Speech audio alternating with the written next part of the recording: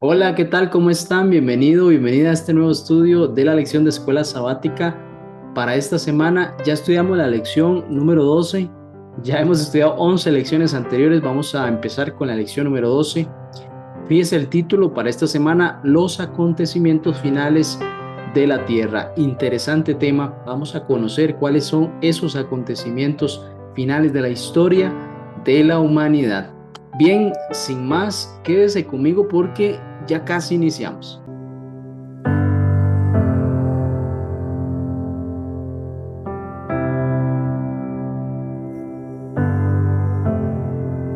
Bien, ya estamos de vuelta. Muchas gracias por unirse a este estudio. Le motivo siempre a estudiar a lección de escuela sabática de forma personal y así, en este tipo de repaso, compartir las ideas de lo que hemos aprendido. Vamos a orar para empezar. Señor Padre bueno, gracias por tu bendición de permitirnos estudiar juntos la lección de la escuela sabática, este repaso. Oh Padre de amor, queremos pedirte el perdón de nuestros pecados y que nos ayudes a discernir por medio de tu Santo Espíritu lo que deseas en esta oportunidad. En el nombre de Jesús, amén. Texto para memorizar, lo mencionamos, Proverbios capítulo 23, un proverbio bastante hermoso, mucha sabiduría. Dice: compra la verdad y no la vendas. Adquiere sabiduría, disciplina e inteligencia. Es importante que una vez que usted obtiene ese tesoro, como es lo que está en la palabra de Dios, no lo deje ir. Atesóralo ahí en su corazón, porque eso no tiene precio. Bien, imagínese usted que un hijo, una hija suya, regresa de unas vacaciones, regresa a su casa. Pues resulta que, así como está el clima hoy en día, que es inesperado lo que vaya a suceder, una tormenta está en ese momento sucediendo allí. Cántaros de agua, árboles se caen, la carretera principal es intransitable. Bueno, pues resulta que usted conoce una ruta por la cual ese hijo o esa hija puede pasar de una mejor forma para llegar hasta su destino, hasta su casa. Bien, el problema es que las comunicaciones no son buenas para el momento, dado la tormenta. Así que usted se la ingenia para hacer llegar ese mensaje a su hijo o su hija y de esta forma pueda llegar de forma más segura, pueda llegar a salvo hasta su destino, hasta su casa. Bueno, piense que de igual forma Dios nos ve a nosotros como sus hijos. Lo que sucede es que mientras llegamos hay una terrible tormenta y usted puede determinar que en una tormenta, si usted va manejando, pues es difícil ver porque pues la lluvia complica el poder conocer de forma segura la ruta. Muchas personas se desvían. Dado la intensidad de la lluvia, se pierde el camino. Así que Dios está interesado en que usted y yo nos mantengamos en el camino y poder ver las señales que están en el camino y así también mostrarnos una mejor ruta y poder llegar hasta la mansión celestial. El propósito de la vida, de la muerte, de la resurrección, del ministerio, todo lo que Cristo vino a hacer aquí en la tierra y que hoy se encuentra en el santuario celestial es precisamente llevarnos a casa. Todo lo que contiene la Biblia tiene un propósito, es conocer a Jesucristo, nuestro Salvador, y llevarnos a vivir con Él eternamente en las moradas celestiales y también en la tierra nueva. Vamos a leer un mensaje de testimonios para la iglesia escrito por la señora Ellen White. Ellen de White dice: se aproxima una tormenta de implacable furor. ¿Estamos preparados para hacerle frente? Hace la pregunta para reflexionar, porque esa tormenta, según la escritora, es de implacable furor. ¿Ha estado usted en una tormenta, pues, bastante peligrosa? Hace poquito aquí en mi casa hubo un torbellino, se miraba en el cielo el ojo de ese pequeño huracancito allí, pero asustaba bastante porque estaba sin llover y apenas se estaba formando y después hizo ahí que una lata levantó de algunas casas y bueno, fue un momento en el cual hasta la electricidad se fue.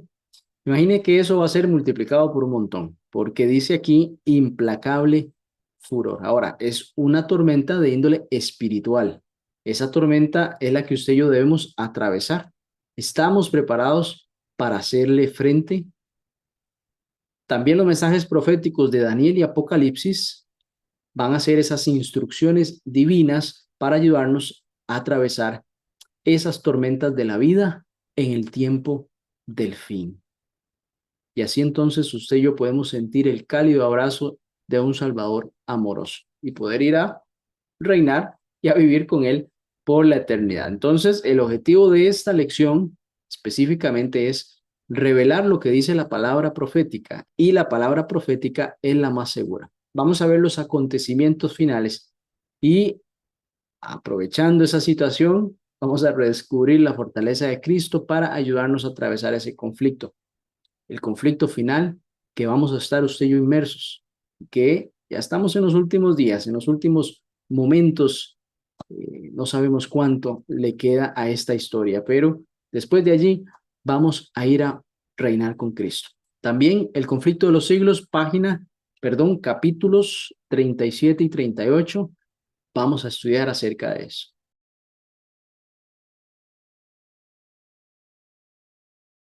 Vamos a repasar tres textos de Proverbios 23.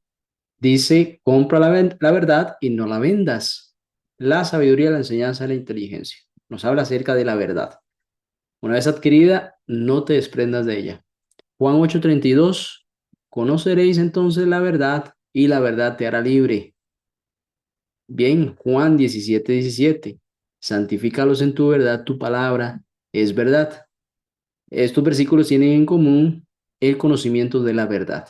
Cuando usted y yo conocemos a Cristo, la persona de Cristo, recibimos la verdad. Por el contrario, Satanás siempre ha falseado la verdad. Del original, Satanás hace una mentira, una falsificación. Satanás nunca se inventa nada de la nada. Se basa en lo que Dios dijo para distorsionar lo que es verdadero. Es como un billete de 10,000 colones.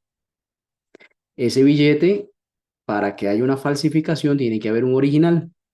Satanás no va a falsear un billete de 11,000 colones, porque no existe. Sería muy obvio el que alguien llegara a pagar con un billete de 11,000 colones que eso es falso. Bueno, es el mismo ejercicio. Tiene que haber un original. Dios muestra lo original, lo verdadero, y Satanás lo desvía, porque él es el padre de la mentira. Juan 8:44. Dice, cuando habla mentira, de suyo habla, es decir, su esencia es la mentira, porque es mentiroso y padre de la mentira. Cristo dijo, yo soy la verdad, yo soy el camino, la verdad y la vida. Tres elementos importantes y allí está la verdad. Yo soy, no yo digo la verdad, sino yo soy la verdad, el camino y la vida. Y esa verdad nos va a liberar entonces de los engaños de Satanás. Y la verdad sería yendo a la palabra de Dios, no filosofando, no yo pienso que, porque resulta que Satanás es experto en engañar simplemente por hacer parecer las cosas. Entonces sus ojos pueden ser engañados fácilmente, sus emociones pueden ser guiadas a un terreno incorrecto y usted allí se va a ver sumamente vulnerable porque es una trampa.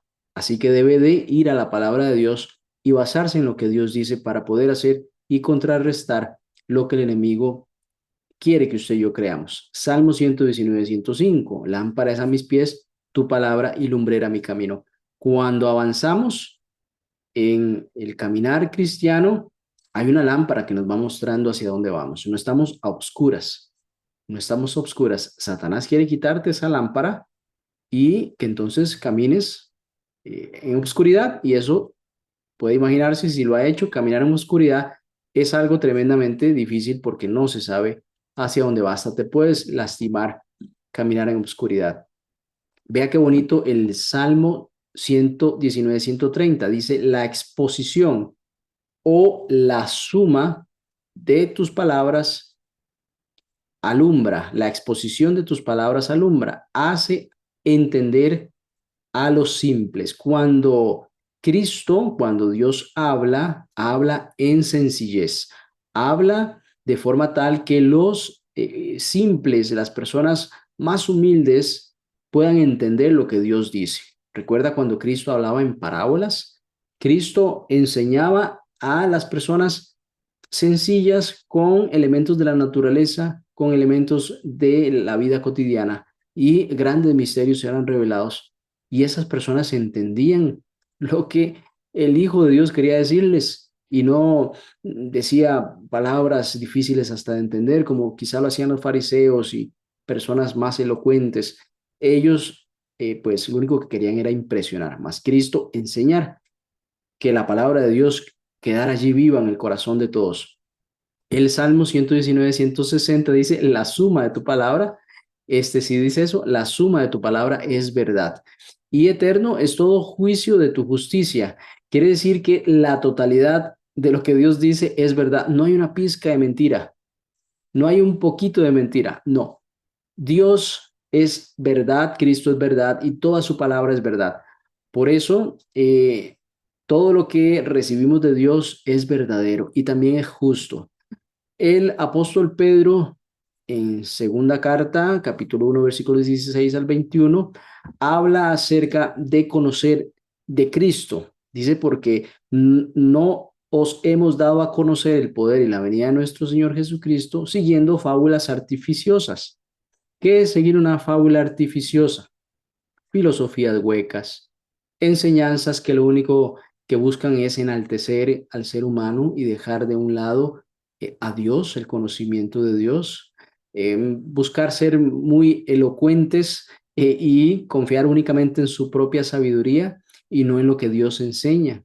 Pero resulta que el apóstol Pedro y otros dice, sino como habiendo visto con nuestros propios ojos su majestad, cuando Dios, allá en el bautismo de Cristo, dijo, este es mi hijo amado en el que yo tengo contentamiento. Pedro dice, atestiguó esa parte también junto con otros y entonces también dice, yo oí esa palabra que venía del cielo en el versículo 18. Pero nos habla el 19 de algo muy importante enfocado en esta lección. Tenemos también la palabra profética más segura, la cual hacéis bien en estar atentos, como a una antorcha que alumbra al lugar oscuro, hasta que el día esclarezca y el lucero de la mañana salga en vuestros corazones. Hasta que el día esclarezca, ya no ocuparemos una antorcha, porque Dios mismo conversará con nosotros, porque Dios mismo estará con nosotros. Es como la oración es un medio que tenemos aquí en la tierra para comunicarnos con Dios mientras llegamos al cielo. La palabra de Dios es utilizada aquí en la tierra para guiarnos a Dios, para mostrarnos el camino y no perecer en el intento, sino que tengamos las herramientas para avanzar. Esa profecía nunca fue traída por voluntad humana, jamás, sino que el Espíritu de Dios, por medio de los santos hombres, dice el versículo 20 y 21, hablaron siendo inspirados por el Espíritu Santo. El Espíritu Santo utilizó a estos santos hombres para relatar lo que iba a suceder en el futuro. Estamos hablando aquí puntualmente de profecía. Dios no nos dejó a oscuras en este elemento como es lo que sucederá en el futuro. También quiero leer El conflicto de los siglos, página 579 580. Voy a leer la última parte. Dice, el último gran engaño se desplegará pronto ante nosotros. El anticristo va a efectuar ante nuestra vista sus obras maravillosas. Las falsificaciones se asemejarán tanto a la realidad que será imposible distinguirlas, oiga, imposible, sin el auxilio de las Sagradas Escrituras. Solo los que hayan fortalecido su espíritu con las verdades de la Biblia podrán resistir en el último gran conflicto. Toda alma ha de pasar por la prueba decisiva. Y vienen una serie de preguntas. ¿Obedeceré a Dios yo antes que a los hombres? La hora crítica se acerca. ¿Hemos asentado los pies en la roca de la inmutable palabra de Dios? ¿Estamos preparados para defender firmemente los mandamientos de Dios y la fe de Jesús? Esas son las preguntas que nos hace el conflicto de los siglos en estas dos páginas. No lo leí todo porque era muy extenso, pero tomé la última parte. Entonces, ¿qué nos permitirá a nosotros resistir en la crisis final? Nos dice la lección. ¿Qué nos permitirá a nosotros resistir en la crisis final? ¿Será que hay algo que nos está distrayendo la palabra de Dios? ¿Será que usted no la está estudiando por alguna razón? ¿Será que yo no soy diligente en estudiar la palabra de Dios? ¿Cómo podríamos entonces estar poniendo en juego esta realidad de que, pues, nuestros sentidos y nuestras emociones estarán comprometidas en ese momento y solo la palabra de Dios puede darnos la verdad y la realidad del momento? Son preguntas que debemos de reflexionar.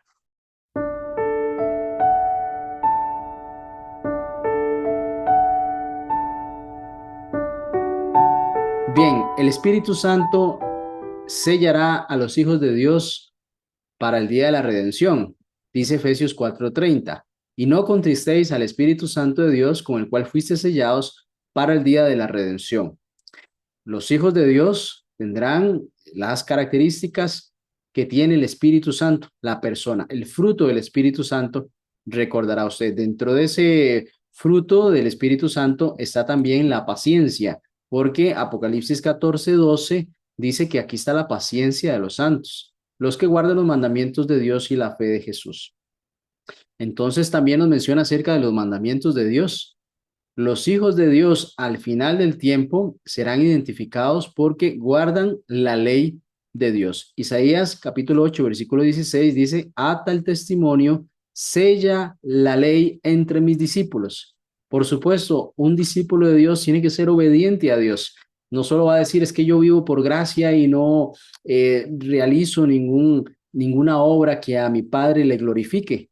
Eso es obedecer los mandamientos de Dios. Usted y yo somos salvos por gracia, pero debemos ser obedientes a Dios porque eso es parte de la voluntad de Dios para con nosotros. En Éxodo capítulo 28 al 10 nos habla acerca de el sábado, el día de reposo, donde el Señor nos dice, acuérdate del día de reposo para santificarlo. Ahí del 8 al 11 da algunos elementos acerca de lo que puede contener un sello que identifica a los hijos de Dios. Estos hijos de Dios son salvados por la fe en Cristo Jesús, obedecen los mandamientos de Dios, son sellados por el Espíritu Santo, pero también obedecen la ley de Dios. Y en el marco de la ley de Dios, el cuarto mandamiento tiene características de un sello que una persona va a recibir o que será algo distintivo de esta persona. Dice, por ejemplo, aquí en la lección nos habla de al menos tres elementos que este mandamiento tiene para ser identificado como un sello que los hijos de Dios tendrán. Número uno, el nombre de a quien pertenece el sello, el Señor tu Dios. Allí en el versículo, en este mandamiento, en estos varios versículos del 9 al 11, nos habla acerca de que Dios es el creador de todas las cosas. Acuérdate del día de reposo para santificarlo. 6 días trabajarás y harás todas tus obras, más el séptimo día es del Señor tu Dios. El segundo aspecto que menciona aquí es el título. El Señor hizo. El Señor es el creador de todas las cosas. En 6 días hizo el Señor todas las cosas. En 6 días, un día tras otro, iba creando, iba diciendo, produzca a seres vivientes. Y llega el sexto día también y con sus propias manos formó al hombre y sopló en el aliento de vida. Y también, como tercer aspecto, el territorio donde el Señor gobierna el cielo, la tierra, el mar y todo lo que contiene. Es decir, la plenitud de lo que nosotros conocemos. Así entonces, estos tres elementos distinguen a un Dios creador, un Dios al cual usted y yo le pertenecemos y un Dios que es dueño sobre todas las cosas.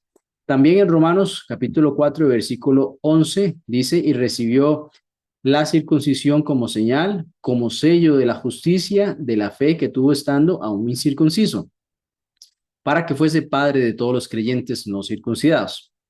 Aquí está hablando de la circuncisión que recibían el pueblo de Israel, los hombres, a los 8 días de nacer. Era un sello, una distinción, a fin de que también a ellos la fe les sea contada por justicia. Entonces, las dos palabras son intercambiables acá. Como señal o sello de Dios en el corazón de la ley de Dios, el sábado está en el centro del conflicto final sobre la adoración. Y aquí volvemos a puntualizar. ¿De qué se trata el conflicto entre el bien y el mal?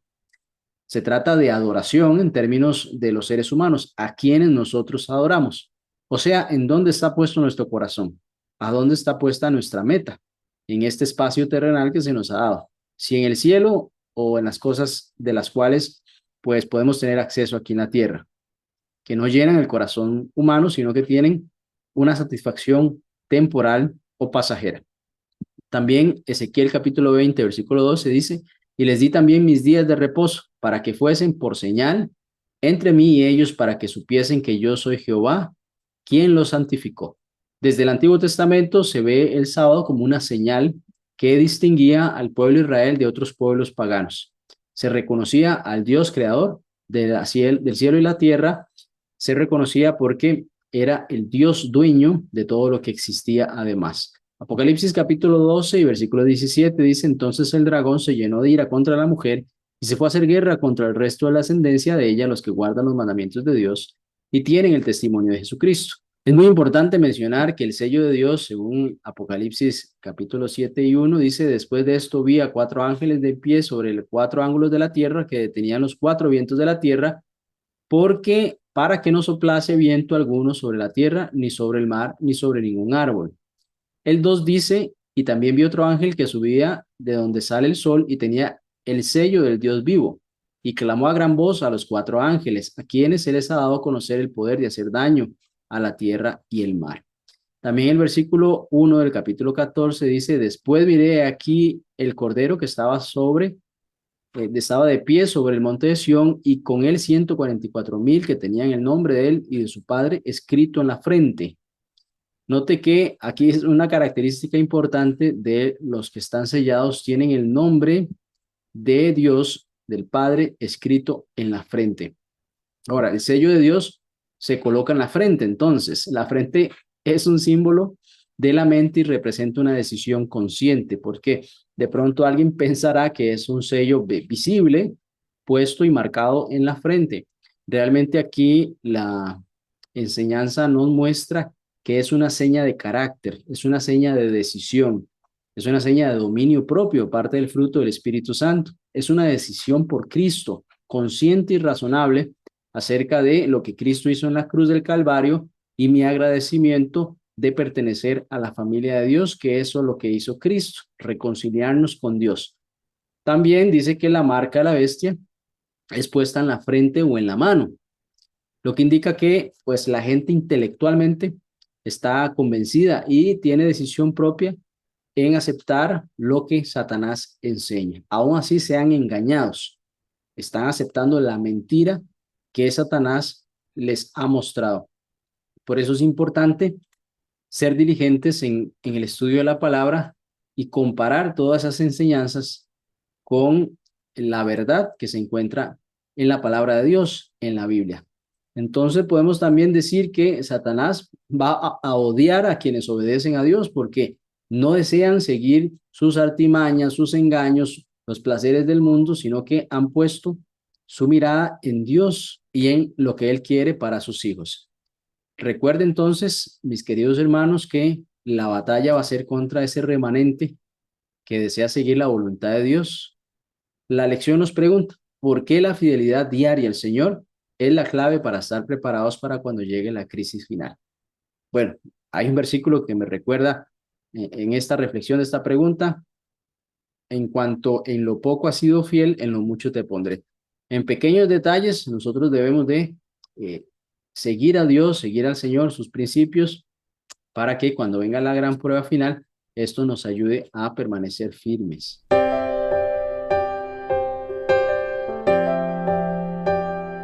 El gran conflicto en torno a la adoración se tornará y se desplegará de una manera sumamente dramática.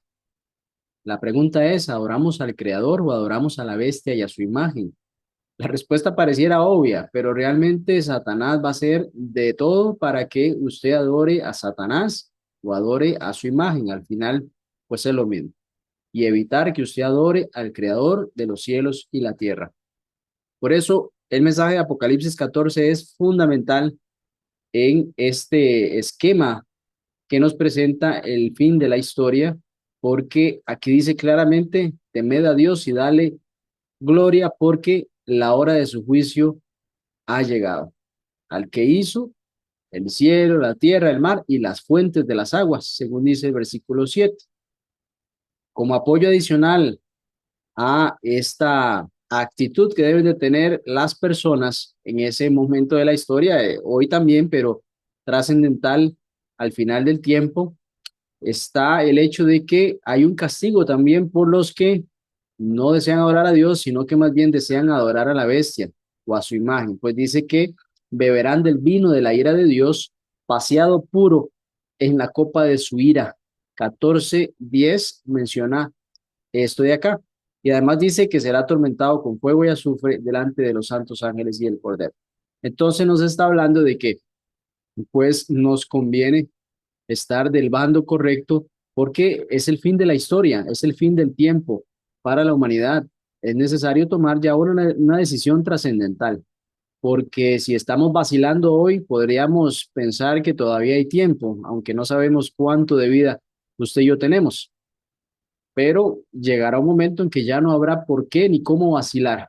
El tiempo será definido y debemos de tomar una decisión firme, especialmente para aquellos que no han seguido a Jesús o no desean seguir los mandamientos del Padre Celestial. La creación es base de este tema de la adoración, porque el versículo 11 dice, del versículo 4, digno eres de recibir la gloria y la honra y el poder, porque tú creaste todas las cosas y por tu voluntad existen y fueron creadas. Esa es la razón por la cual nosotros debemos de adorar a Dios, porque es nuestro creador, pero también redentor, y sobre él se sostiene todo. El enemigo no es creador. Satanás entonces odia al creador y por eso también ha intentado cambiar el sábado como el día de reposo y de adoración, porque ese es un símbolo de autoridad. Piense que Dios tiene un gobierno y Satanás intenta hacer un golpe de estado buscando sus propias leyes. Si Satanás quita el sábado como elemento importante de la adoración, realmente está adjudicándose más autoridad que Dios porque Dios lo estableció. ¿Quién sería Satanás para quitar eso? Bueno, él quiere quitar el sábado e instituir otro día para entonces atribuirse esa autoridad que solo Dios puede tener como creador y ese sello importante que está relacionado al día de reposo.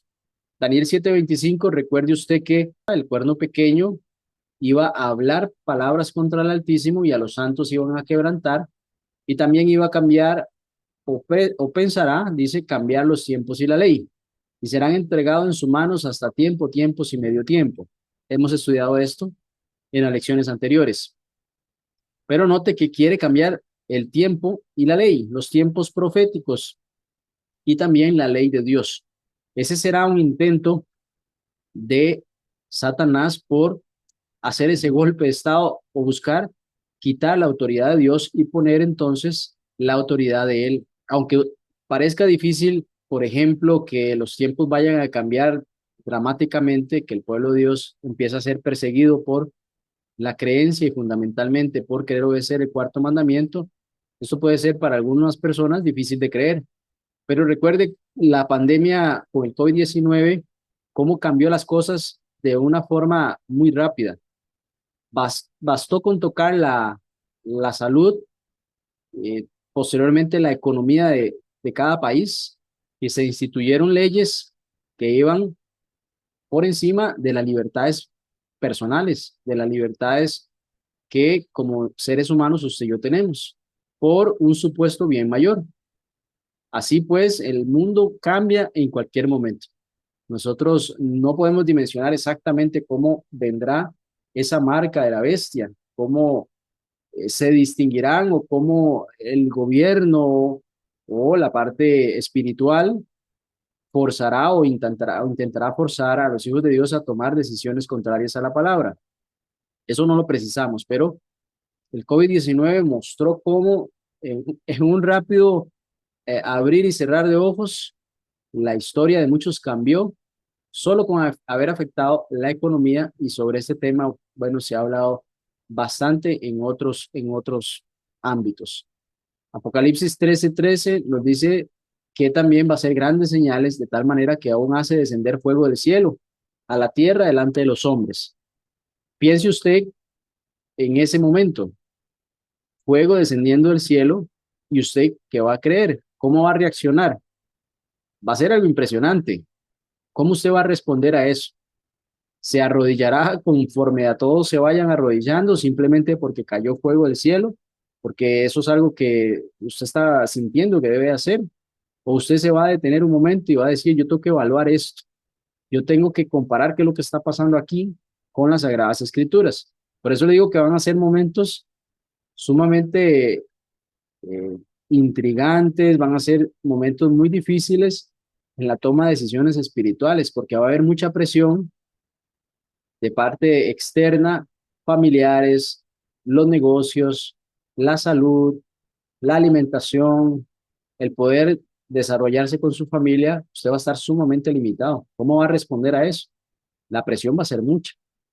Y no sé, la pregunta es, ¿estaríamos preparados para eso, para esa gran tormenta que mencionamos anteriormente en otra parte de este estudio? Juan 2:25 dice, y no tenía necesidad de que nadie le diese testimonio del hombre, pues él sabía lo que había en el hombre. Mire, si nosotros no tuviéramos leyes humanas, gobiernos locales, si no existieran las cárceles, usted se imagina cómo sería la sociedad. La ley es más fuerte. Usted no podría salir sin un arma, sin eh, pensar qué le va a pasar a su familia. Aunque vivimos en tiempos peligrosos, hay todavía control sobre las cosas. Todavía hay personas que se castigan por los actos que toman, por los actos que realizan. Muchas personas se abstienen de cometer actos malos porque saben que van a ir a la cárcel.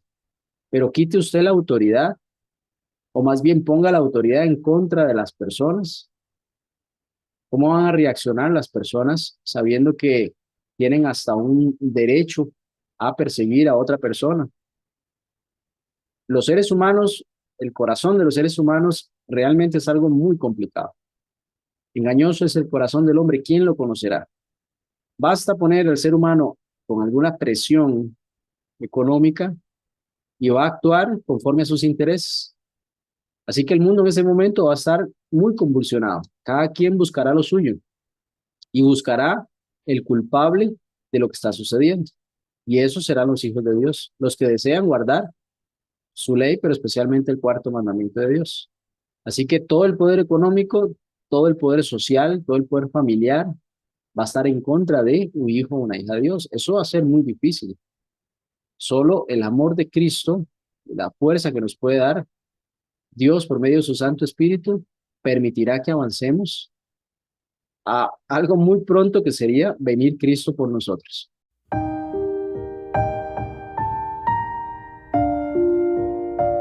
¿Recuerda usted en la palabra del Señor el día del Pentecostés, ahí en Hechos de los Apóstoles? Bueno, ese día el Espíritu Santo se derramó sobre los hijos de Dios, los que creyeron en Cristo como el Mesías, el Hijo de Dios, y eso estimuló poderosamente la iglesia cristiana primitiva.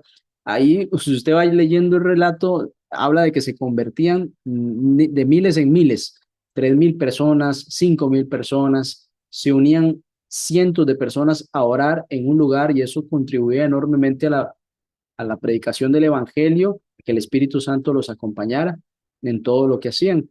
Inclusive sacerdotes levitas que oficiaban en los templos, todo el tema del corderito, de todas las ceremonias que ahí se realizaban, y llegaron a entender que eso era sombra de Cristo, que ahora pues el Cordero de Dios que quitaba el pecado del mundo, ya no era necesario hacer todos esos sacrificios, así que también creyeron sacerdotes levitas. Y también alguna declaración dice en Hechos 17:6, estos que trastornan el mundo entero han venido también aquí. Otras versiones dicen los que traen el mundo de cabeza. Eso es predicar el evangelio, no un evangelio liviano, sino un evangelio que confronta a las personas y predica a Cristo, el redentor del mundo, la luz del mundo, el que puede saciar también nuestra sed y darnos vida eterna. El concepto de lluvia temprana y de lluvia tardía lo mencionan varios profetas: Joel capítulo 2 versículos 21 al 24, Zacarías capítulo 4 versículo 6 nos habla acerca de que no es con fuerza ni con ejército, sino con mi espíritu, ha dicho Jehová de los ejércitos. Muchas veces queremos realizar las obras nosotros, pero nosotros somos un medio para que el Espíritu Santo trabaje y haga grandes obras. En el capítulo 10 de ahí mismo Zacarías dice: pedid a Jehová lluvia en esta estación tardía, Jehová hará relámpagos y os dará lluvia abundante y la hierba verde en el campo. A cada uno también Oseas capítulo 6 versículo 3 dice: y conoceremos y proseguiremos en conocer a Jehová, como el alba está dispuesta a su salida, y vendrá a nosotros como la lluvia tardía y temprana en la tierra. Nosotros estamos esperando, mis queridos hermanos, la lluvia tardía. Así como fue derramada en el Pentecostés, así será derramada también antes del tiempo del fin. Y es muy importante la unidad en la iglesia. El Espíritu Santo no se va a derramar sobre una iglesia desunida, en puros pleitos, en cosas que no son obra del Espíritu, que no es fruto del Espíritu. Por eso, mi querido hermano, debemos de pedir el Espíritu en cada uno de nosotros para, como iglesia, reflejarlos y así terminar esta importante obra que es la predicación del Evangelio a todo el mundo. Y entonces, ahora sí vendrá el fin.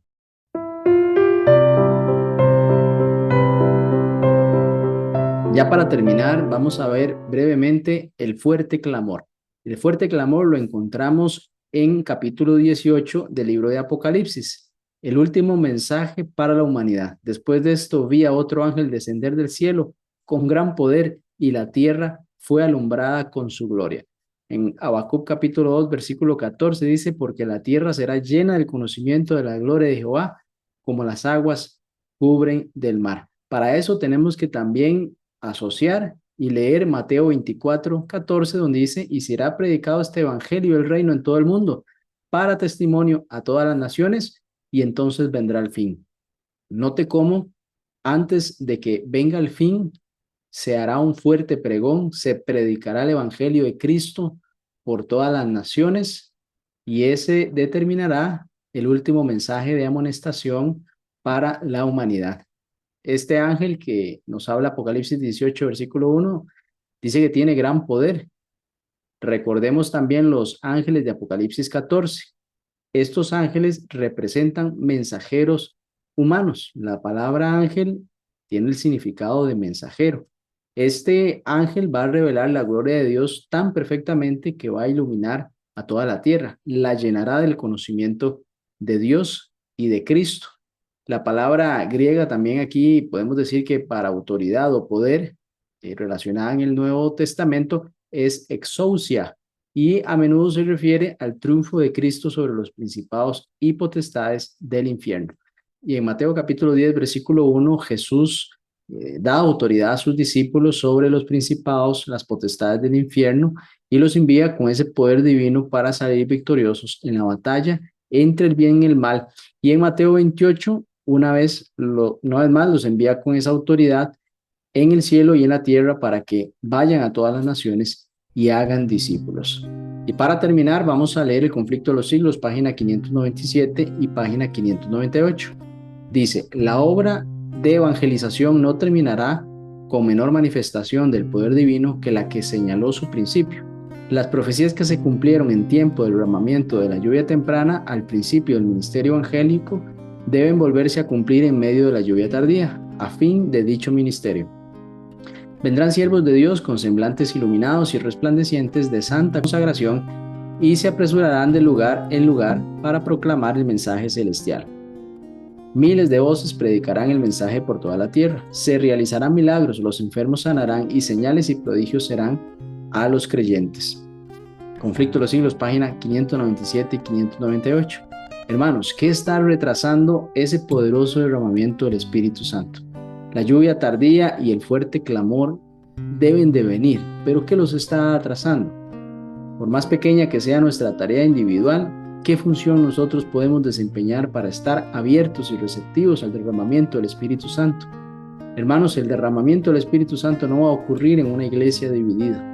Tenemos que perseverar en la fe, en una unidad, en Cristo Jesús, que Santo Espíritu de Dios nos muestre el camino y nos ayude a, como hermanos, a avanzar juntos y en ese barco en el cual usted y yo estamos, cuyo capitán es Cristo. Vamos a orar para finalizar.